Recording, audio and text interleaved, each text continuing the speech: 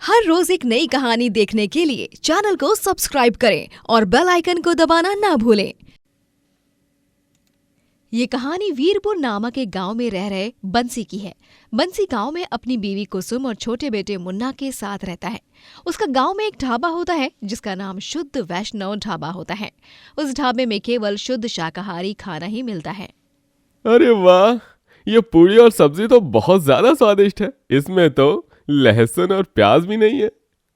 अरे पूरे गांव में हर ढाबे से भी कमाल का है ये ढाबा, क्योंकि यहाँ पर शुद्ध और शाकाहारी खाना मिलता है। सच में बंसी, तुम्हारी माँ का वैष्णो देवी में भक्ति देखकर हर कोई तुमसे प्रेरित हो जाता है। तुम एक बहुत ही अच्छे और नेक दिल इंसान हो।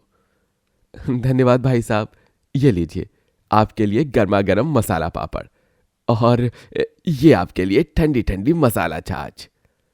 अरे वाह वाह वाह, क्या बात है। इसकी तो महक ही इतनी मस्त है, तो इसका स्वाद कितना अच्छा होगा। तुम तो कमाल के हो बंसी। अरे हो भी क्यों ना। अरे बंसी के हाथों में स्वयं माँ वैष्णो देवी का आशीर्वाद है। बंसी दिन रात खूब मेहनत करता है। वो सुबह शाम अपने ढाबे में रखे छोटे से मंदिर में माँ वैष्णो की पूजा आराधना भी करता है और फिर खाना बनाता है। उसके जीवन में सब कुछ अच्छा चल रहा होता है। क्या बात है कुसुम, हमारे मुन्ना ने इस बार तो बड़े अच्छे नंबर लाए हैं परीक्षा में। वाह मुन्ना वाह, यूं ही मेहनत करते रहो और हमारा नाम रोशन करो। जी आप थक गए होंगे ना, जाइए हाथ मुंह धो लीजिए। मैं जल्दी से सब्जी गरम करके गर्मा गर्म फुलके बना देती हूँ। नहीं कुसुम, तुम आराम करो, मैं आज फुलके बनाता हूँ। नहीं नहीं जी, आप क्यों? अरे कुसुम, माना कि हम पति लोग बाहर से काम करके आते हैं, लेकिन तुम गृहिणियों के पास तो हमसे भी ज्यादा काम होते हैं और तुम लगातार किसी मशीन की तरह मुस्कुराकर काम करती रहती हो ना। कभी मुझे भी तुम्हारा काम करने का मौका दे दिया करो। हाँ ठीक है जी, धन्यवाद इतने अच्छे पति होने के लिए। मैं सच में बहुत खुशकिस्मत हूँ जो आप मेरे जीवन में हो। बंसी कुसुम के हिस्से का काम करके उसे आराम दे देता है। एक दिन गांव में एक नथु आदमी आता है और वो वहां पर अपना ढाबा खोलता है। लेकिन कुछ दिनों तक उसके ढाबे पर ग्राहक ना आने पर वो अब बंसी से खूब जलने लगता है। माना कि मेरी किस्मत फूटी है, इसलिए मैं जिस भी गांव में जाकर ढाबा खोलता हूं वहां मेरा ढाबा चलता ही नहीं है। लेकिन अब मैं अपनी किस्मत को अपने हिसाब से नहीं चलने दूंगा। हाँ, इस बार मेरी किस्मत मेरे हिसाब से चलेगी। जब से आया हूं देख रहा हूं कि ये बंसी ढाबे वाला पूरे गांव में किसी हीरो की तरह मशहूर हो गया है। बस बहुत हुआ, मेरे इस रास्ते के पत्थर को मैं हटा कर ही रहूंगा। बंसी, अब तेरा शुद्ध वैष्णो ढाबा बंद पड़ने वाला है, तैयार रहे तू। नथु एक दोपहर चुपके से बंसी के ढाबे में जाता है और वो उसके बनाए हर एक पकवान में लहसुन और प्याज के टुकड़े मिला देता है। बहुत उड़ता है ना तू शुद्ध शाकाहारी खाना बेचने पर। अब देख, जब ये शुद्ध वैष्णो ढाबा ही अशुद्ध हो जाएगा तब तुझे ना चाहते हुए भी अपने ढाबे को बंद करना ही पड़ेगा। बाद में जब ग्राहक वो सारा खाना खाने आते हैं तभी वो सब खाने में लहसुन और प्याज देखकर हैरान रह जाते हैं। अरे बाप रे बाप, अरे बंसी ये क्या, इस दाल में तो प्याज और लहसुन मिला हुआ है। इतना बड़ा धोखा। अरे शुद्ध शाकाहारी खाने के नाम के नीचे तुम हमें ये अशुद्ध लहसुन प्याज से मिला हुआ ये खाना खिला रहे हो। तुमने ये बहुत गलत किया है बंसी। आज तुमने हमारे साथ ये किया है, कल को दूसरों के साथ भी ऐसा ही करोगे। ये कैसे हो सकता है? ये मैंने नहीं किया है। मेरा विश्वास कीजिए, सच में ये सब मैंने नहीं किया है। अरे बस बंद करो अब अपना ये नाटक। अरे गांव के सभी लोग तुम पर आंख बंद करके भरोसा करके तुम्हारे ढाबे पर बिना लहसुन प्याज का खाना खाने आते हैं, लेकिन तुम उनके भरोसे को इस प्रकार गलत फायदा उठाते हो। छी, लानत है तुम पर बंसी। अरे मैं तो कहता हूं बाकी गांव वालों को भी इस बंसी की असलियत बताई जाए ताकि ये दूसरों के साथ ऐसा गलत ना करे। हाँ, इसका ढाबा बंद ही करवाना होगा, तभी इसकी अकल ठिकाने आएगी। अरे ये सच्चा होता तो इसके ढाबे पर ये लहसुन प्याज रखता ही नहीं। अगर तुमने इसमें नहीं मिलाया तो इस खाने में लहसुन प्याज किसने मिलाया है? फिर लहसुन प्याज अपने आप चलकर आया है क्या इसमें? कुछ भी बकवास करते हो। बंसी को कुछ समझ नहीं आता है कि ये सब कैसे हुआ। गांव वाले उसे खूब सुनाते हैं और उससे उसका ढाबा बंद करवाने लगते हैं। बंसी इन सब के बाद बहुत टूट जाता है। मुन्ना की बाबूजी, मैं जानती हूँ कि आप ऐसी कोई घटिया हरकत कर ही नहीं सकते। पता नहीं कैसी अग्नि परीक्षा ले रहा है माता रानी। हे माँ वैष्णो, ये सब क्या हो रहा है मेरे साथ? आप तो जानती हो ना कि मैंने कुछ गलत नहीं किया है। खाने में लहसुन प्याज मिलाना क्या, मैं तो मिलाने के बारे में नींद में भी नहीं सोच सकता। मैंने और हम सब ने बचपन से आज तक लहसुन प्याज वाला खाना नहीं खाया है। वैष्णो माँ पर भरोसा रखिए मुन्ना के बाबूजी, आपके साथ अन्याय हुआ है। माँ आपको न्याय दिलाकर ही रहेंगी। उनकी भक्ति और उनकी शक्ति पर भरोसा रखिए। आपने कभी किसी का बुरा नहीं चाहा है। आप जानते हैं ना कि आप बेकसूर हैं। फिर आपको घबराने की या परेशान होने की कोई ज़रूरत नहीं है। बंसी और कुसुम माँ वैष्णो से प्रार्थना करते हैं। वहीं नथु के ढाबे पर अब ग्राहकों का आना जाना थोड़ा बढ़ जाता है, जिनसे उसे बहुत खुशी महसूस होती है। मेरा मकसद पूरा हुआ, जो मैंने चाहता था वही हुआ। अब धीरे धीरे मेरा ढाबा इस गांव का सबसे मशहूर ढाबा बन जाएगा। लेकिन माता रानी अपने भक्त के साथ अन्याय होते कैसे देख पाती? वो स्वयं धरती पर अवतरित होकर नथु के पास जाती है और साक्षात माँ वैष्णो को देख नथु के होश उड़ जाते हैं और वो तुरंत उनके सामने हाथ जोड़कर नतमस्तक हो जाता है। माता रानी आप? हाँ, मैंने देखा किस प्रकार तुमने मेरे परम भक्त बंसी के साथ गलत किया है। माता रानी वो अब तुम्हें जाकर सभी गांव वालों के पास अपने बुरे कर्म के बारे में बताना होगा। कैसे तुमने बंसी के साथ अन्याय किया। अगर तुमने ये नहीं किया तो मुझसे बुरा कोई नहीं होगा। मेरे भक्तों को ठेस पहुंचाने वालों को मैं छोड़ूंगी नहीं। नहीं माता रानी, मैं जाकर सबको मेरे गुनाह के बारे में बता दूंगा। आप मुझे सजा मत देना। मैं सब कुछ बताऊंगा सबको। नथु अब गांव वालों को जाकर सारी सच्चाई बताता है, जिसके बाद सभी एकदम से हैरान हो जाते हैं और नथु को बहुत मारते हैं। नथु, तूने मेरे साथ जो कुछ भी किया वो बहुत गलत किया है। अरे क्या मिला तुझे ये सब करके? अगर तुझे अपने ढाबे की तरक्की करानी थी तो खुद के बलबूते मेहनत करता, भगवान से प्रार्थना करता। लेकिन नहीं, दूसरे की सफलता में बाधा डालकर खुद सफल होना, यही तो गलती कर देते हैं हर कोई, जो कि सरासर गलत है। तुम जैसे बुरे लोग बुरा काम करते समय ये भूल जाते हो कि तुम्हें देखने वाला ऊपर बैठा है। वो जब क्रोधित हो जाते हैं तब बुराई का सर्वनाश तो तय है। इस नालायक आदमी ने तुम्हारे साथ बहुत गलत किया है बंसी। ये इस गांव में बिल्कुल भी नहीं रह सकता है। हाँ, निकल जाओ हमारे गांव से। इस गांव में तुम जैसे पापी लोगों की कोई जगह नहीं है। गांव वाले नथु को गांव से बाहर निकाल देते हैं और नथु को उसके किए की सजा मिल जाती है। वहीं बंसी अपना शुद्ध वैष्णो ढाबा फिर से खोलता है और अपने ढाबे पर खूब मेहनत करके पहले से कहीं ज्यादा सफल होता है। चंद्रपुर कहकर एक गांव में सोहनलाल अपने भांजे दिव्यम के साथ रहता है। दिव्यम एक बहुत ही मेहनती और पढ़ाकू लड़का होता है और वो स्कूल में हमेशा हर परीक्षा में अव्वल आता है। मामा मामा मामा, ये देखो, इस बार भी पूरी परीक्षा में मैं ही अव्वल आया। अरे वाह, मेरा भांजा दुनिया का सबसे बेस्ट भांजा है। मुझे पूरा विश्वास था कि तू ही अव्वल आएगा और इसीलिए मैंने तेरे लिए तेरी पसंद का ये गाजर का हलवा बनाकर रखा था। ये ले, खा बेटा। नहीं मामा, मेरा मुंह मीठा करने से पहले हमें भगवान जी का मुंह मीठा करना चाहिए। आप पहले यह हलवा भगवान जी को भोग चढ़ाइए। वाह बेटा वाह, तू संस्कारों के मामले में पूरा दीदी और भैया पर ही गया है। काश वो दोनों आज तुझे अपने जीवन में इतनी तरक्की करते हुए देख पाते। कितना अच्छा होता फिर। कोई बात नहीं मामा, अब वो दोनों भगवान जी के पास जा चुके हैं, इसलिए मेरे माँ और पापा तो आप ही हो, इसलिए आप ही देखकर खुश हो जाओ। वो दोनों ऊपर से देखकर खुश हो ही रहे होंगे। हाँ बेटा।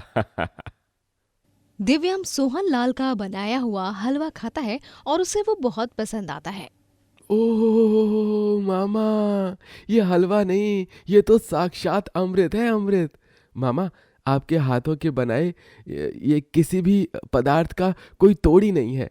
आपके हाथों में अलग सा ही जादू है जो किसी और के हाथों में नहीं है। धन्यवाद बेटा। चल अब जल्दी से हाथ मुंह धो ले, तब तक मैं तेरे लिए कुछ बना लेता हूँ। हाँ, क्या बनाऊं? कौन सी सब्जी खाएगा तू आज? वही जो आपके ढाबे पर मशहूर है, पालक पनीर। हाँ मामा, आपके हाथ का जैसा ये बना हुआ पालक पनीर इस पूरी दुनिया में कहीं और नहीं मिलेगा। सोहनलाल का गांव में ही एक छोटा सा ढाबा होता है जिसका नाम द विलेज ढाबा होता है। उस ढाबे में वैसे तो सोहनलाल कई सारे अलग अलग प्रकार के पदार्थ बनाकर बेचा करता है, लेकिन उसके ढाबे पर सबसे ज्यादा पालक पनीर की बिक्री होती है और ग्राहकों को उसके ढाबे का पालक पनीर बहुत पसंद आता है। ओ भाई वाह, ये सोहन भरा, ये ओए होए तेरे हाथ का बना हुआ पालक पनीर एकदम वधिया ही वधिया है भैया। ओए मजा आई गया यार, मैनू तो और खाना सी। ओए बल्ले बल्ले, शवा शवा। हाँ हाँ सोधी भाई, ये लो और लो। बहुत ही बढ़िया पालक पनीर बनाते हो भाई सोहनलाल तुम।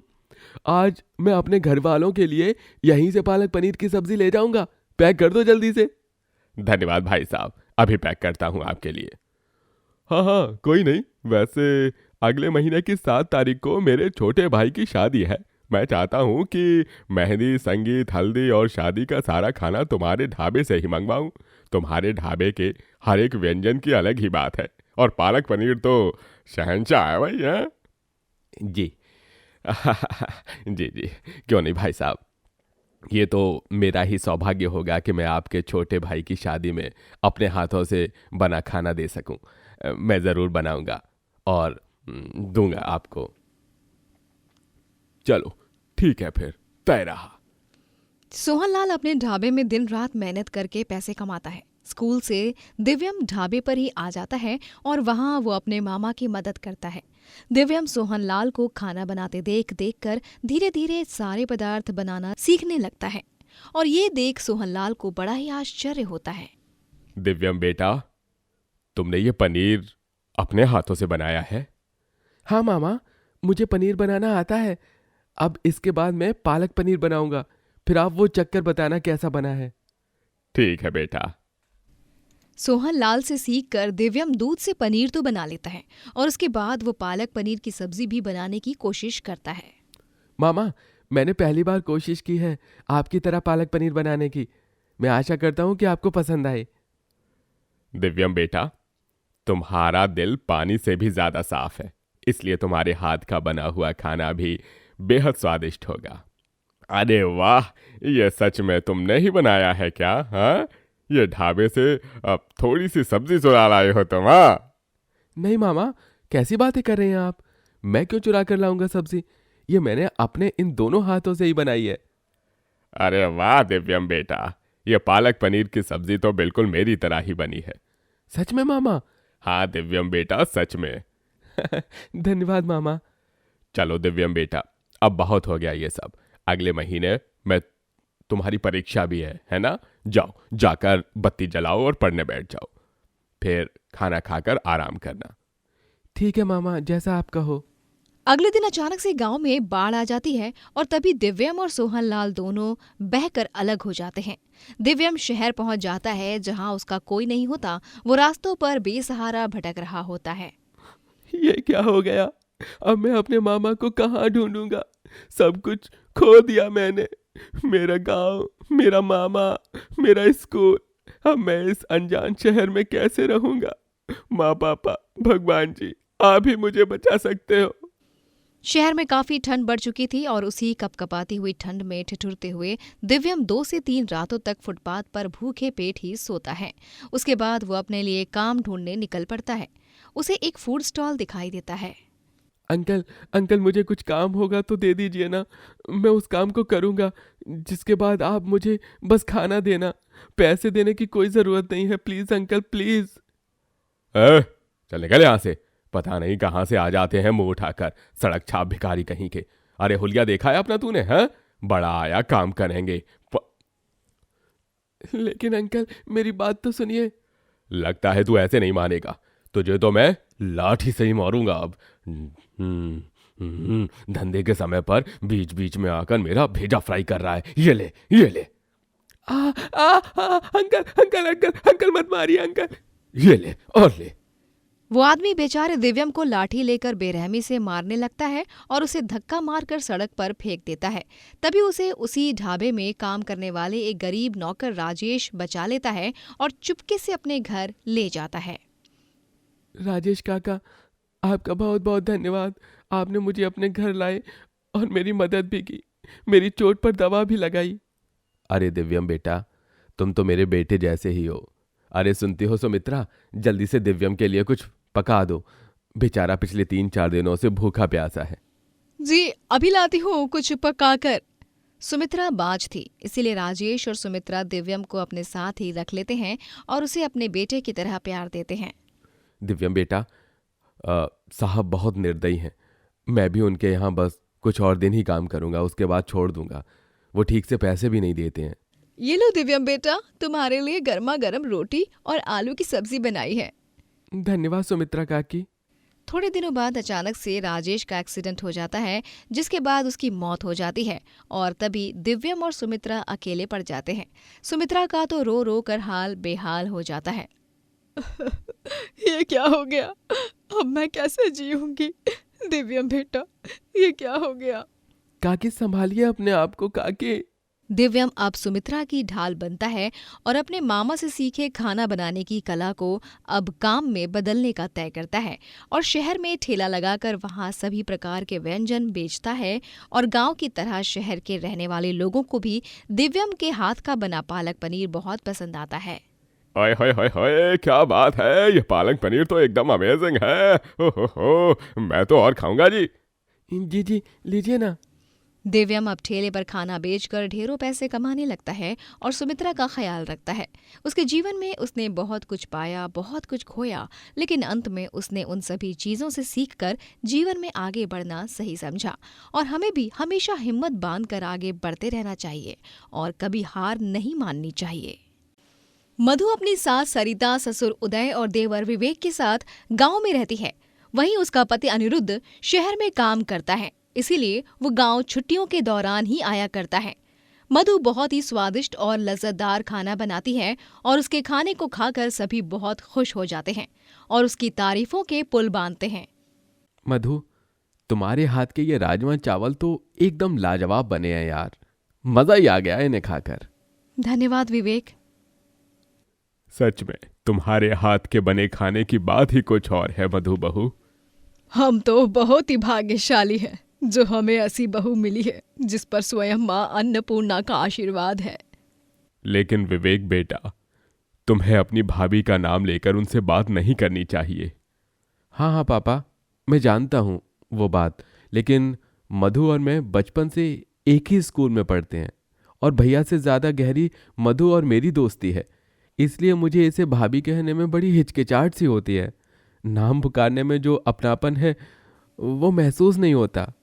कोई बात नहीं पापा जी, विवेक मेरा देवर नहीं बल्कि एक बहुत अच्छा दोस्त है, इसीलिए ये अगर मुझे मेरा नाम लेकर पुकारता है ना तो उससे मुझे कोई ऐतराज नहीं है। ठीक है बहू। हाँ बहू, अगर तुम्हें ही कोई ऐतराज नहीं है तो हमें क्यों होगा। एक दिन चारों अचानक से शहर जाने का प्लान बनाते हैं क्योंकि अनिरुद्ध का जन्मदिन होता है। ये चारों उसे सरप्राइज देने जाते हैं, लेकिन बदले में इन्हें ही सरप्राइज मिल जाता है। चारों देखते हैं कि अनिरुद्ध के शहर के फ्लैट में उसकी दूसरी बीवी और वो खुशी से उसका जन्मदिन मना रहे हैं। ये लो अनिरुद्ध, मुंह खोलो, मैंने ये केक अपने हाथों से बनाया है। Wish you many many happy returns of the day पतिदेव। क्या कमाल का केक बनाया है तुमने रितिका, लव्ड इट यार। Thank you so much baby साहिबा। You are most welcome Anirudh. अच्छा वैसे एक बात बताओ, आज के दिन तुम अपने गांव में रह रहे परिवार वालों को और स्पेशली अपनी पहली बीवी मधु को मिस कर रहे होगे ना? नॉट एट ऑल रितिका, मुझे मधु से नहीं तुमसे प्यार है, और तुम पास होती हो ना तो किसी और की याद ही नहीं आती। I love you Ritika. Oh I love you too Aniruddh. बस करो ये सब। अनिरुद्ध और रितिका मधु और बाकी घर वालों को वहां देख एकदम से चौंक जाते हैं। मधु का दिल बुरी तरह टूट चुका था। अनिरुद्ध, तुमने मुझे इतना बड़ा धोखा दिया। क्यों अनिरुद्ध, क्यों? अरे क्या कमी रह गई थी मेरे प्यार में अनिरुद्ध? ये तूने अच्छा नहीं किया है अनिरुद्ध बेटा। तूने दूसरी शादी कर ली है? अरे तू जानता भी है कितना बड़ा पाप किया है तूने नालायक लड़के। आपसे ये उम्मीद नहीं थी अनिरुद्ध भैया। अरे जाओ जाओ, ज्यादा भाषण मत दो अब सब लोग। हाँ की तो की, क्या करोगे तुम सब? मुझे अब तुम सबसे कोई वास्ता नहीं रखना। निकल जाओ यहां से।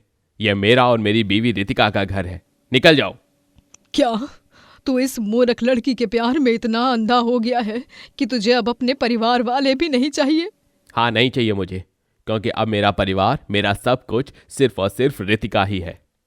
अनिरुद्ध उन सबको अपने घर से बाहर निकाल देता है और गांव जाने के बाद सभी बहुत दुखी होते हैं, मानो उन सब के पैरों से जमीन खिसक चुकी थी।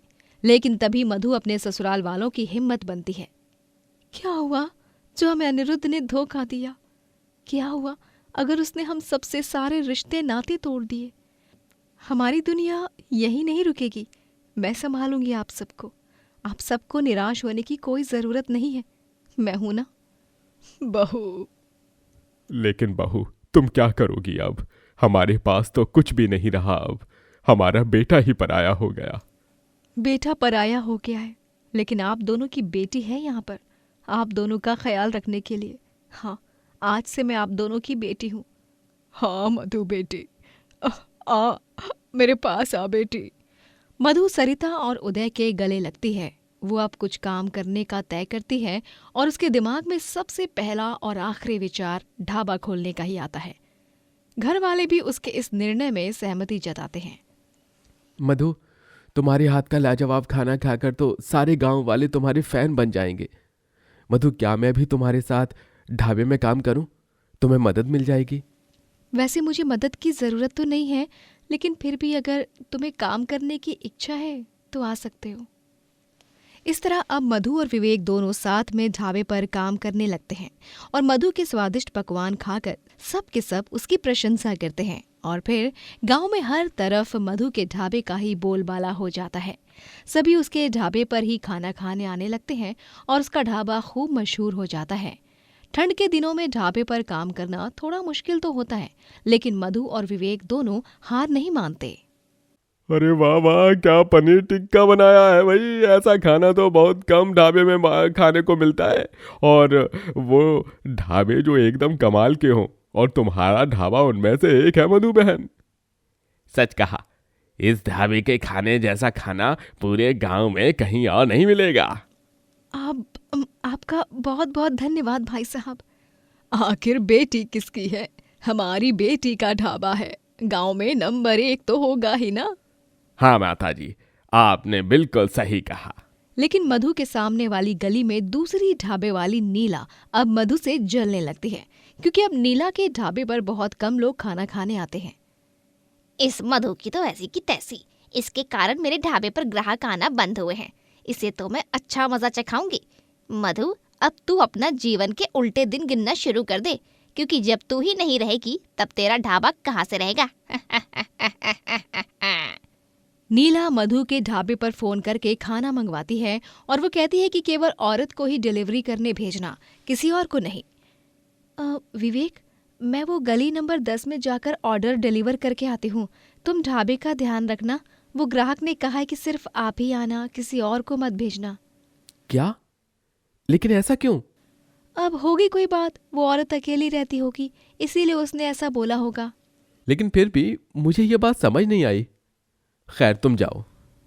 मधु डिलीवरी देने जाती है, लेकिन तभी वहां पर नीला उसे उस घर में बंद कर देती है और वहां पर जहरीले गैस का धुआं फैला देती है।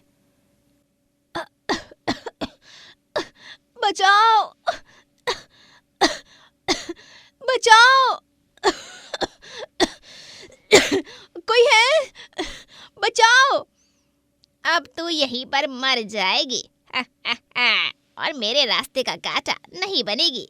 नीला वहां से चली जाती है, लेकिन उसका झुमका वहीं पर गिर जाता है।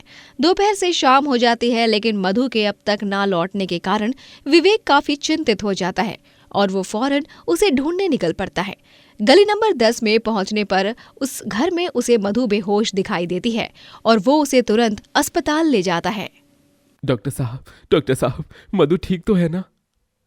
पेशेंट को आपने एकदम सही टाइम पर लाया अस्पताल। अगर जरा सी भी देर होती तो इनकी जान चली जाती। लेकिन वो जहरीला गैस किसने फैलाया था वहां पर? मैं जानता हूं किसने फैलाया है। ये झुमका देखो, ये मुझे वहां मिला। विवेक, ये झुमका तो हमारे सामने वाली गली के ढाबे वाली नीला का है, जो वो रोज पहनती है। हाँ, मैं जानता हूं मधु, मैंने भी उसे इस झुमके में देखा है। विवेक पुलिस कंप्लेन करता है, जिसके बाद पुलिस नीला को गिरफ्तार करके ले जाती है और ऐसे ही दिन बीतते जाते हैं, जिसके बाद मधु और विवेक में नजदीकियां बढ़ने लगती हैं और कुछ ही महीनों बाद सरिता और उदय की सहमति से विवेक और मधु की शादी कराई जाती है, जिसके बाद वो दोनों पति पत्नी बन जाते हैं और जीवन में एक साथ मिलकर खूब तरक्की करते हैं। नीलम अपने पति मिहिर, सास लता, जेठ पंचम और जेठानी यामिनी के साथ रहती है। नीलम और मिहिर दोनों को 2 बेटियां होती हैं, जिनके नाम बबली और चिंकी होते हैं। नीलम की जेठानी और सास उसे पसंद नहीं करते थे, क्योंकि वो गरीब घराने से होती है और ऊपर से उसे 2 बेटियां होती हैं। यामिनी और पंचम को एक बेटा होता है, जिसका नाम वंश होता है। इसीलिए सास लता बस अपने पोते को ही प्यार देती रहती है। ये लीजिए माँ जी, आपके लिए ये अलग से कम तीखी सब्जी बनाई है। आपका पेट हाल ही में ठीक हुआ है, फिर से कोई तकलीफ ना हो इसलिए। हाँ ठीक है नीलम बहू। अच्छा सुन, खाना परोसने के बाद तू खाना मत खाना, पहले जाकर आंगन में सफाई कर दे। मैं और यामिनी आज शाम को आंगन में बैठकर चाय पियेंगे और आंगन में काफी गंदगी हो चुकी है इसीलिए। लेकिन माँ, नीलम ने काम के चक्कर में सुबह नाश्ता भी नहीं किया है। उसे अभी दोपहर का खाना खाने दीजिए ना, उसके बाद वो काम कर लेगी। अरे तू चुप रह मिहिर, ये मेरी बहू है और मैं इसकी सास हूँ, इसीलिए तू हम दोनों के बीच में मत बोल। लेकिन माँ, मिहिर गलत क्या कह रहा है? यामिनी, तुम आंगन की सफाई कर लो, बेचारी नीलम भूखी है सुबह से। पंचम, तुम्हें नीलम की चिंता करने की कोई जरूरत नहीं है, समझे तुम? यामिनी और लता नीलम से काम कराते हैं और उसके बाद वो खाना खाती है। फिर एक दिन, ये लो वंश, आपके लिए टॉफी लाई हूँ मैं बाजार से। ताई जी, आपने मेरे लिए नहीं लाई टॉफी? हाँ ताई जी, हमें भी टॉफी खानी है। ओ कलमुइयो, हटो यहाँ से, आई बड़ी। हमें भी टॉफी खानी है, तुम्हें कुछ नहीं मिलने वाला है, इसीलिए जाओ यहाँ से, नालायक कहीं की। यामिनी बबली और चिंकी को धक्का मारकर पीछे करती है, जिस कारण वो दोनों फर्श पर गिर जाती हैं और उनके सर में चोट आती है। चिंकी, बबली मेरी बच्ची, हे भगवान। यामिनी भाभी, ये कोई तरीका है बच्चों के साथ पेश आने का? आपने बहुत गलत किया है ये। अरे जाओ जाओ, ज्यादा मुंह मत चलाओ। थोड़े दिनों बाद अचानक से एक रात मिहिर को हार्ट अटैक आता है और वो मर जाता है, जिसके बाद लता और यामिनी नीलम, बबली और चिंकी का सारा सामान घर के बाहर फेंक देते हैं और उन तीनों को भी घर के बाहर निकाल देते हैं। आप दोनों ऐसा क्यों कर रही हो? माँ जी, भाभी, मैं कहाँ जाऊंगी अपनी बच्चियों को लेकर इतनी ठंड में? जेठ जी, हमारे साथ ये अन्याय मत होने दीजिए जेठ जी। यामिनी, माँ, आप दोनों इतनी बेरहम कैसे हो सकती हो? तू चुप कर पंचम, तूने अगर इस नीलम की साइड से बात की ना तो मुझसे बुरा कोई नहीं होगा। और हाँ, एक बात कान खोलकर सुन ले, और अगर इस नीलम को बाहर की बाहर मदद की ना तो तुझे मेरा मरा हुआ मुंह दिखेगा, समझा? माँ, ये क्या बकवास कर रही हो आप? बकवास नहीं, ये बिल्कुल सही है। अरे कौन पालेगा इस नीलम की ये पनौती बेटियों को? बेटे होते तो हम शान और खुशी से पालते, लेकिन बेटियों का क्या है, बेटियां तो होती ही है पनौती। भूलिए मत भाभी कि आप भी किसी की बेटी हो, और एक बेटी कभी पनौती नहीं होती, वो तो घर की लक्ष्मी होती है। उसके पैरों में स्वर्ग होता है, उसकी खुशी से ही घर में रौनक होती है। अरे चलो फुटो यहाँ से, बहुत दे दिया ज्ञान तुमने, अब मुझे तुम्हारी एक बात भी नहीं सुननी है। बेचारी नीलम अपनी दोनों बेटियों को लेकर यहाँ से वहाँ दर दर भटकने लगती हैं। रात होते ही ठंड बहुत बढ़ जाती है और बबली और चिंकी दोनों को काफ़ी ठंड लगने लगती है। माँ, बहुत ठंड लग रही है माँ, हमें कंबल चाहिए। हाँ माँ, मुझे तो ये ठंड बर्दाश्त नहीं हो रही है। बस बच्चों, आज की रात की ही बात है, कल मैं किसी भी हाल में रहने की व्यवस्था कर लूँगी कहीं पर। उस रात तो नीलम अपने दोनों बच्चों पर साड़ी के पल्लू डालकर उन्हें सुला देती है और खुद ठंड में रात भर कांपती रहती है। सुबह होने पर वो उन दोनों को लेकर काम ढूंढने निकल पड़ती है, लेकिन सुबह से शाम तक काम ढूंढने पर भी उसे कहीं काम नहीं मिलता। हे भगवान, मेरी दोनों बच्चियां भूखी हैं, कुछ तो कीजिए। मैं भूखी रह लूंगी, लेकिन मेरी बेटियों के लिए कहाँ से लाऊं मैं खाना। तभी वहां पर नीलम को एक ढाबा दिखाई देता है जिसके मालिक का नाम राजू होता है। नीलम राजू से जाकर कहती है, काका जी, कुछ खाने को दे सकते हो क्या आप? मेरी बेटियां कल से भूखी हैं। नहीं नहीं, चलो दफा हो जाओ यहाँ से, यहाँ कुछ नहीं मिलेगा तुम लोगों को। काका जी, आप चाहो तो मैं आपके ढाबे पर खाना भी बना सकती हूँ। मेरे हाथ का खाना बहुतों को पसंद आता है। क्या? ठीक है, तुम आज रात तक बनाओ खाना, मैं देखता हूं ग्राहक क्या बोलते हैं। लेकिन हां, मैं तुम्हें आज रात तक काम करने की कोई पैसे नहीं दूंगा। बस तुम्हारी परीक्षा लेने के लिए मैं ये करूंगा। और हां, तुम्हारी बेटियों को खाना दूंगा मैं। अरे वाह, ठीक है काका जी, कोई बात नहीं। आप मुझे कुछ मत दीजिए आज के लिए, लेकिन मेरी बेटियों को खाना दे दीजिए। आपका बहुत बहुत धन्यवाद मुझे आपके ढाबे पर खाना बनाने देने का अवसर देने के लिए। बबली और चिंकी उस ढाबे में खाना खाती हैं और नीलम उस ढाबे में जाकर खाना बनाने लगती है। नीलम के हाथ का बना खाना खाकर सभी ग्राहक उसकी खूब तारीफ करने लगते हैं। अरे वाह, क्या बात है! इतने स्वादिष्ट छोले कुलचे तो कहीं नहीं मिलते। क्या बनाए हैं तुमने भाई? मैं तो ये पनीर भुर्जी एक और बार खाऊंगा भाई, बहुत बढ़िया खाना बनाया है। जी धन्यवाद।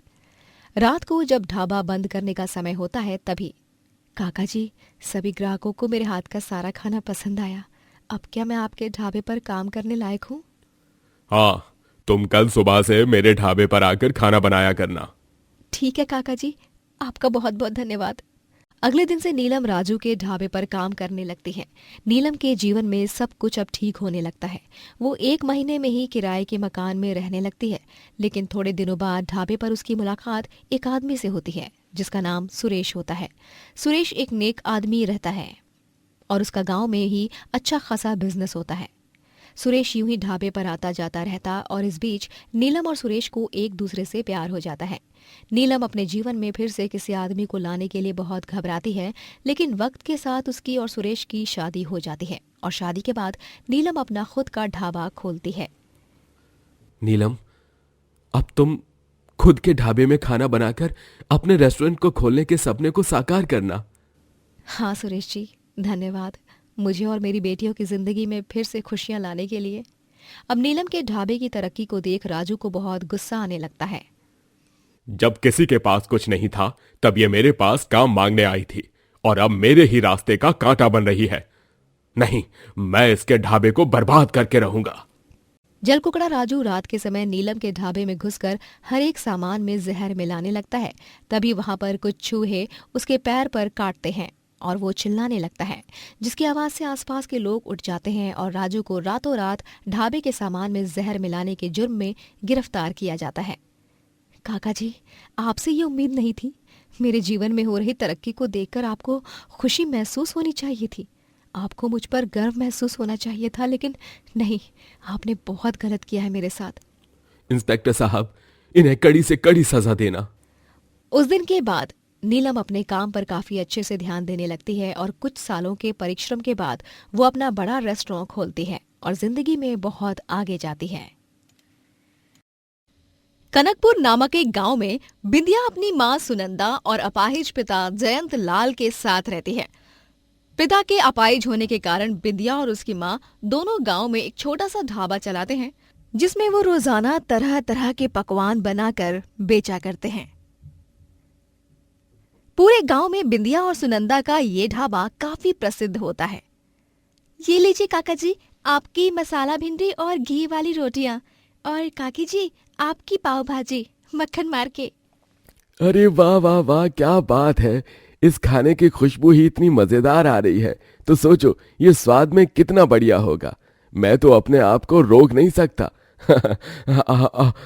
अब तो बिल्कुल भी कंट्रोल नहीं हो रहा है इसे खाने से। तो खा लो, आपको किसी ने नहीं रोका है भाई साहब।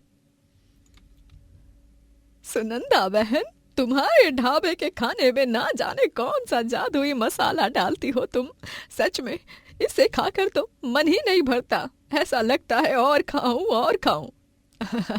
तुम्हारा बहुत बहुत धन्यवाद बहन। बिंदिया बेटी, काकी जी को सलाद तो दे दो और काका के लिए जल्दी से मसाला पापड़ बनाओ। जी माँ। दोनों माँ बेटी एक साथ मिलकर दिन रात मेहनत करते और ढाबे को संभालते हैं। बिंदिया ढाबे के साथ साथ अपनी पढ़ाई भी पूरी कर रही होती है और साथ ही वो सुबह, दोपहर और शाम तीनों टाइम अपने पिता की देखरेख करने के लिए कुछ देर के लिए घर भी जाया करती है। बाबूजी, चलिए उठिए, अब आपकी दवाई लेने का समय हो गया है। जल्दी से ये दवाई ले लीजिए। ये खाना खाने के पहले ली जाने वाली दवाई है। इसे खा लो, फिर मैं आपको ना खाना देती हूँ गरम करके। आज आपकी पसंद का लिट्टी चोखा बनाया है। अरे वाह बिंदिया बिटिया, सच में मैं बहुत किस्मत वाला हूं जो मुझे इतनी अच्छी बेटी और बीवी मिली। तुम दोनों जिस तरह घर को, मुझको और बाकी सारी चीजों को संभालती हो, वो काबिल तारीफ है। मुझे माफ कर दो बिटिया रानी, ये सब मेरे अपाहिज होने के कारण ही हो रहा है। तुम्हें ढाबा, पढ़ाई, घर और मुझे न जाने कितनी सारी चीजें संभालनी पड़ रही हैं। ऐसी कोई बात नहीं है बाबूजी, और आप मुझसे माफी क्यों मांग रहे हो? मैं किसी पराये की देखरेख कर रही हूँ क्या? आप तो मेरे बाबूजी हो, मेरे भगवान हो। आपकी सेवा करूंगी तभी तो मुझे मेवा मिलेगा। पगली कहीं की। बिंदिया जयंतलाल को दवाई देती है और फिर अपने पिता संग खाना खाती है। बिंदिया कुछ दिनों बाद अपनी पढ़ाई पूरी कर लेती है और तभी सुनंदा और जयंतलाल उसकी शादी के बारे में सोचने लगते हैं। सुनंदा, अब हमारी बेटी की शादी की उम्र हो गई है, उसके लिए लड़का ढूंढना पड़ेगा। मेरा दोस्त नित्यम लाल है, उसका बेटा और बिंदिया एक ही उम्र के हैं। क्यों ना हम दोनों उन दोनों का रिश्ता पक्का कर दें। मैं नित्यम लाल से बात करूंगा। ठीक है बिंदिया के बाबूजी, आप बात कर लीजिए नित्यम लाल भाई साहब से। वैसे भी हमारी बिंदिया हमारे फैसले से इनकार नहीं करेगी, वो हमारे लाए हुए रिश्ते में ही मंजूर हो जाएगी। हाँ सुनंदा। एक दिन जब सुनंदा और बिंदिया दोनों ढाबे पर काम कर रहे होते हैं, तभी वहां पर दो गुंडे आते हैं। अरे ओ जाने मन, आज तुम्हारे हाथ से खाना खाने का मन है, चलो खिलाओ ना अपने इन मुलायम कोमल हाथों से। ये क्या बदतमीजी है?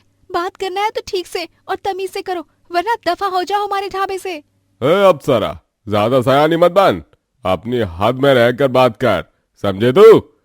मेरे बॉस को अपने हाथ से खाना खिला, मेरे बॉस को तू बहुत पसंद है। अबे नालायक, भाभी कैसे? ये तेरी भाभी है? हाँ हाँ, माफ करना भाभी जी। तुम दोनों शराबी गुंडों, तुम दोनों की ऐसी की तैसी। ढंग से खाना खाना है तो खाओ, वरना चले जाओ यहाँ से।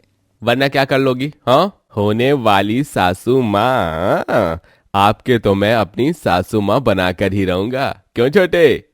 हाँ हाँ बॉस। तभी ये सब उसे ढाबे पर आया हुआ सरपंच का बेटा विराज देख लेता है और वो उस दिन कुछ नहीं कहता है। वो गुंडे थोड़ा तमाशा करके चले जाते हैं।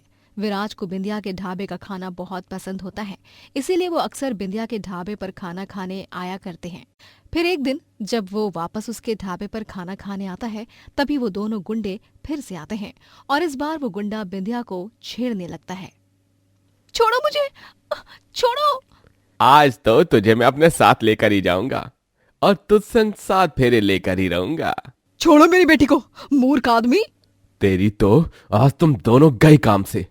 विराज गुस्से से लाल हो जाता है और वो तुरंत उठकर उन दोनों गुंडों को जोरों से मारने लगता है और मार मार कर उनकी हड्डी पसली एक कर देता है, जिसके बाद वो दोनों गुंडे कान पकड़कर बिंदिया से माफी मांगते हैं। अरे माफ कर दो हमें, माफ कर दो। हाँ हाँ, हमें माफ कर दो हमें। चलो अब जाओ यहाँ से, और हाँ, आइंदा अगर इस गांव में फिर से दिखे तो तुम दोनों को जिंदा नहीं छोड़ूंगा। नालायक दरिंदो, दफा हो जाओ मेरे गांव से। गुंडे डरकर वहां से रफू चक्कर हो जाते हैं, जिसके बाद सुनंदा और बिंदिया दोनों विराज को धन्यवाद कहते हैं। धन्यवाद विराज बेटा, तुम अगर आज यहाँ नहीं होते तो वो दोनों बदमाश गुंडे मेरी बेटी को ले जा चुके होते। हाँ विराज जी, मैं आपकी हमेशा एहसानमंद रहूंगी। आपका बहुत बहुत धन्यवाद। नहीं बिंदिया, सुनंदा काकी, आप दोनों को मुझे धन्यवाद कहने की कोई जरूरत नहीं है। अगली बार ऐसा कुछ हो तो फौरन मुझे आकर बोलना। घबराओ मत बिंदिया, मैं हूं ना। धन्यवाद। विराज अब ढाबे पर हर 2 दिन बाद आने लगता है और इसी के चलते उसे और बिंदिया दोनों को एक दूसरे से प्यार हो जाता है। वो दोनों एक दूसरे से अपने प्यार का इजहार भी कर देते हैं। लेकिन जब विराज ये बात अपने पिता यानी गांव के सरपंच सुरेंद्र से कहता है तभी तुम्हारे दिमाग ठिकाने पर है या नहीं विराज? अरे हम इस गांव के सरपंच हैं और तुम हमारे बेटे हो। तुम एक ढाबे वाली से प्यार कैसे कर सकते हो? कहां हम राजघराने में रहने वाले और कहां वो 2 कौड़ी की ढाबे वाली। पापा, आप बिंदिया के बारे में ऐसा नहीं बोल सकते हो। मैं उससे सच्चा प्यार करता हूं और क्या फर्क पड़ता है अगर वो एक ढाबे वाली है तो। हम दोनों एक दूसरे से प्यार करते हैं, वही काफी है ना पापा। नहीं विराज, मैंने कह दिया सो कह दिया। अगर तुम फिर से उस गरीब ढाबे वाली के पास गए तो मुझसे बुरा और कोई नहीं होगा। लेकिन पापा, मुझे कुछ लेकिन वेकिन नहीं सुनना है। सुरेंद्र की बात सुनकर विराज उससे कुछ नहीं कहता।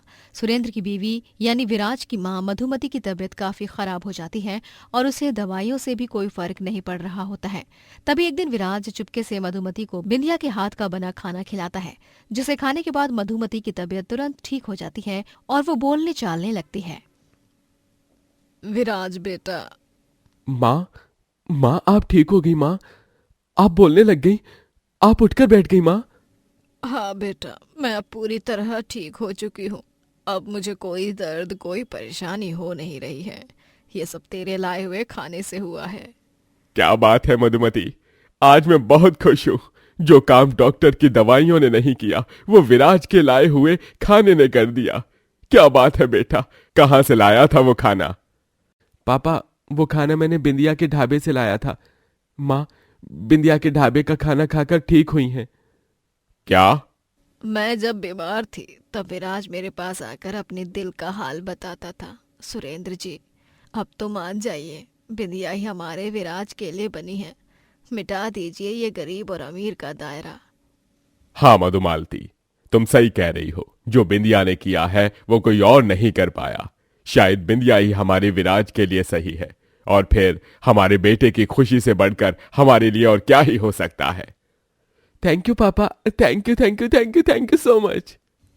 इस तरह अंत में सुरेंद्र मान जाता है और आखिरकार एक गरीब ढाबे वाली का लव मैरिज हो जाता है और वो एक अमीर घराने की बहू बन जाती है, जिसके बाद वो वहाँ खुशी खुशी रहने लगती है। एक गांव में नंदकिशोर नामक एक गरीब आदमी अपनी बेटी विद्या संग रहता है।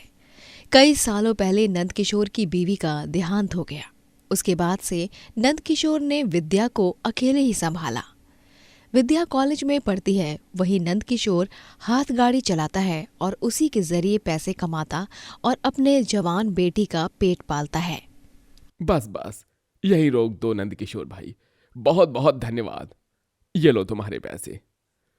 धन्यवाद भाई साहब, तुम सच में एक बहुत ही अच्छी और एक नेक इंसान हो नंदकिशोर। तुम्हारी हाथ गाड़ी पर सवारी करके काफी अच्छा लगा और ढेरों बातें भी हुई। मिलेंगे फिर कभी। जी जी जरूर भाई साहब, बिल्कुल मिलेंगे। उस दिन नंदकिशोर काफी थक चुका था, क्योंकि उसने रोज के मुताबिक उस दिन कुछ ज्यादा ही सवारी कर ली थी। इसीलिए शाम के 5 बजते ही वो जंगल में आधे रास्ते तक चलकर ही हाथ गाड़ी रोक लेता है और एक पेड़ की छाया में आराम करता है। लेकिन कुछ देर बाद वहां पर एक शेर आता है और उस शेर की दहाड़ से नंदकिशोर की आंख खुल जाती है और लपक कर उठकर वो बैठ जाता है। शेर, बचाओ, कोई मुझे बचाओ। वो शेर नंदकिशोर पर हमला करता है और वहीं नंदकिशोर की मौत हो जाती है, जिसके बाद विद्या बहुत अकेली पड़ जाती है। ये क्या हो गया? पहले ही मेरे पास मेरी माँ नहीं थी, अब मेरे बाबूजी भी मुझसे दूर चले गए। मैं तो अनाथ हो गई। कभी सोचा नहीं था कि जीवन में ऐसे दिन भी देखने पड़ेंगे मुझे। विद्या रो रही होती है। तभी वहां पर उसका घर मालिक आकर विद्या को घर खाली करने को कहता है। विद्या के पास तो कुछ पैसे भी नहीं होते हैं, इसीलिए उसे ना चाहते हुए भी घर खाली ही करना पड़ता है। उसके बाद उसकी पड़ोसन रोमिला और उसकी बेटी सोनी दोनों विद्या को अपने घर में ले लेते हैं। विद्या, तुम्हें उदास या दुखी होने की कोई जरूरत नहीं है, ठीक है? हाँ विद्या, तुम ये तो बिल्कुल भी मत समझना कि तुम अनाथ हो, क्योंकि माँ और मैं हमेशा तुम्हारे साथ होंगे। आखिर तुम पड़ोसी थोड़ी हो, तुम तो हमारी अपनी ही हो। धन्यवाद रोमिला काकी। धन्यवाद सोनी। बाद में जब खाना बनाने का समय आता है तभी रोमिला और सोनी नाटक करने लगते हैं। अरे मेरी कमर, आजकल तो कुछ ज़्यादा ही दर्द कर रही है मेरी कमर, न जाने क्या हुआ है। अब खाना कौन बनाएगा माँ? घर के सारे काम कौन करेगा माँ? डॉक्टर ने तो मुझे ये सब करने से मना किया है ना। मेरे पीठ का दर्द है ना, उसी वजह से। राम जाने बेटी। ओह, आप दोनों चिंता मत करो, मैं हूं ना। मैं खाना बना देती हूँ और बाकी के सारे काम भी मैं ही कर देती हूँ। नहीं विद्या बेटी, तुम मत करो, अच्छा नहीं लगता। अरे रोमिला काकी, आप मुझे अपनी बेटी मानती हो ना, और सोनी अपनी बड़ी बहन, तो अपनों की मदद करने में कैसे दिक्कत। विद्या उस दिन बढ़िया से खाना बनाती है और साथ ही घर के बाकी सारे काम भी करती है। लेकिन उस दिन से अब वो रोज ही सारे काम करने लगती हैं और रोमिला और सोनी दोनों आराम फरमाने लगती हैं। माँ, अच्छा हुआ इस विद्या के बाप को चल बसा और इसे घर खाली करना पड़ा। हमें एक अच्छी खासी मुफ्त में काम करने वाली नौकरानी तो मिल गई। क्या कमाल का खाना बनाती है ना ये। हाँ सोनी बेटी, वो बात तो है। चल अब शांत बैठ, अगर वो सुन लेगी ना तो मुसीबत खड़ी हो जाएगी। एक दिन विद्या जब गांव में एक कुकिंग कंपटीशन में हिस्सा लेती है तब वो उसमें जीत जाती है और उसे 2 लाख रुपए इनाम के तौर पर मिलते हैं, जिसमें से 50,000 रुपए वो रोमिला और सोनी को देते हुए कहती है। रोमिला काकी, सोनी, आप दोनों ने मुझे रहने को छत दी, मुझे इतना प्यार और स्नेह दिया, इन सब के लिए दिल से धन्यवाद। मैं अब कंपटीशन में जीते हुए बाकी पैसों से अपना एक ढाबा खोलूंगी और वहाँ खाना बनाकर बेचूंगी और अकेली ही रहूंगी। क्या? लेकिन बेटी, ऐसा करने की क्या ज़रूरत है? तुम ढाबा चलाते हुए भी यहाँ रह सकती हो, कोई मनाही थोड़े न की है हमने। हाँ विद्या, नहीं नहीं, मुझे अब अपने पैरों पर खड़ा होना है, अपनी पढ़ाई पूरी करनी है, पैसे जुटाकर एक घर खरीदना है, अब अपने सपनों को पूरा करना है मुझे, और इसके लिए मुझे किसी और का सहारा नहीं चाहिए। मैं आपसे मिलने आया करूँगी काकी। विद्या इतना कहकर अपना सामान लेकर वहाँ से चली जाती है। रोमिला और सोनी उसे रोक भी नहीं पाते। विद्या अब किराए के घर में रहने लगती है और वो बाजार में अपना एक छोटा सा ढाबा भी खोलती है, जहाँ पर दिन रात खाना बनाकर वो बेचा करती। वाह वाह वाह, इतना लाजवाब और बेहतरीन खाना मैंने आज तक नहीं खाया। मजा ही आ गया भाई, मजा ही आ गया भाई। आहा, मुझे थोड़ी और ये ग्रेवी दे दो और एक और रोटी दे दो। ये बटर वाली रोटी काफी स्वादिष्ट है बाई गॉड। वाकई में मानना पड़ेगा, गांव में इतने सारे ढाबे हैं, लेकिन विद्या तुम्हारे ढाबे की बात ही कुछ और है। यहाँ के खाने का स्वाद ही एकदम अनोखा और मजेदार है। जी, आपका बहुत बहुत धन्यवाद। विद्या अपने ढाबे के जरिए अब खूब तरक्की करने लगती है और कुछ ही दिनों में उसका छोटा सा ढाबा गांव भर में तेजी से मशहूर हो जाता है। वो अब कॉलेज की पढ़ाई भी अच्छे से कर रही होती है। ये सब देखकर रोमिला और सोनी को बहुत गुस्सा आता है और वो दोनों विद्या से काफी जलने लगते हैं। हमें ये 50,000 थमा गई और खुद रोजाना हजारों रुपए कमा रही है। नहीं, ऐसा मैं तो नहीं होने दूंगी। विद्या ने हमारे साथ गलत किया है, उसे उसकी सजा तो मिलनी ही चाहिए। लेकिन अब हम क्या करेंगे माँ? उस अनाथ विद्या का ढाबा तो पूरे गांव में प्रसिद्ध हो रहा है। उस ढाबे पर ही वार करेंगे अब हम। एक वो ढाबा ही है जिसके बलबूते विद्या अपना घर चला रही है। कॉलेज की फीस भी जो है वो भर पा रही है और बाकी के खर्चे पूरे कर पा रही है। लेकिन जब वो ढाबा ही नहीं रहेगा तब वो कुछ भी नहीं कर पाएगी। और अब हम कुछ ऐसा करेंगे जिसके बाद विद्या खुद ना चाहते हुए भी वो ढाबा बंद करेगी और वो गांव वाले जो उसकी तारीफों के पुल बांधते हैं वो ही इसे कड़ी से कड़ी सजा देंगे। ठीक है माँ, जो भी होगा उसमें मैं आपका पूरा साथ दूंगी। अब तो हम उस विद्या को बर्बाद करके ही रहेंगे। रोमिला रात को चुपके से विद्या के ढाबे में जाती है और सारा खाना बनाने की सामग्री में जहरीला पाउडर मिला देती है। अब जब गांव वाले जहरीली सामग्री से बना जहरीला खाना खाएंगे तब उनकी मौत हो जाएगी और फिर मिलेगी विद्या को सजा। लेकिन इस दौरान वहां घर के बाहर सोनी को कुछ गुंडे छेड़ने लगते हैं और वो काफी डर जाती है। छोड़ो छोड़ो मुझे। आज तो तुझे हम अपने साथ लेकर ही जाएंगे। अरे छमक छल्लो, और ज्यादा चिल्ला मत वरना इसका अंजाम बहुत बुरा होगा। तभी वहां ढाबे से लौट रही विद्या ये सब देख लेती है और वो फौरन पत्थर उठाकर गुंडों को मारती है और वो गुंडे घायल हो जाते हैं, जिसके बाद विद्या वहां पुलिस बुलाती है और पुलिस उन गुंडों को गिरफ्तार करके ले जाती है। उतने में रोमिला भी वहां आ जाती है और जब उसे ये पता चलता है कि विद्या ने सोनी की जान बचाई है, तभी रोमिला और सोनी को अपने किए पर बहुत शर्मिंदगी महसूस होती है। मुझे माफ कर दे विद्या बेटी, मैंने तेरे साथ बहुत गलत किया है। मैं अभी अभी तेरे ढाबे की सारी सामग्री में जहरीला पाउडर मिला कर आई हूँ और तूने यहाँ पर मेरी बेटी की जान बचाई। मुझे माफ कर दो विद्या, हमने हमेशा तुम्हारा बुरा ही चाहा, लेकिन आज तुमने हमारी आंखें खोल दी। हमें प्रायश्चित करने का मौका दे दो, हमें माफ कर दो। आप दोनों ने जो किया वो सुनकर मेरे होश उड़ गए हैं। आपने मेरे साथ बहुत गलत किया है। आपको अपनी गलती का एहसास हुआ है, ये अच्छी बात है, पर आइंदा से आप ऐसा कुछ करने के बारे में सोचना भी मत, वरना मैं भूल जाऊंगी कि आप मेरी काकी हैं। विद्या उन दोनों को माफ कर देती है, जिसके बाद वो दोनों सुधर जाती हैं और विद्या संग अच्छे से पेश आती हैं और साथ ही विद्या अगली सुबह सामग्री को अच्छी सामग्री से बदल देती है और ढाबे के जरिए खूब ज्यादा तरक्की करती है।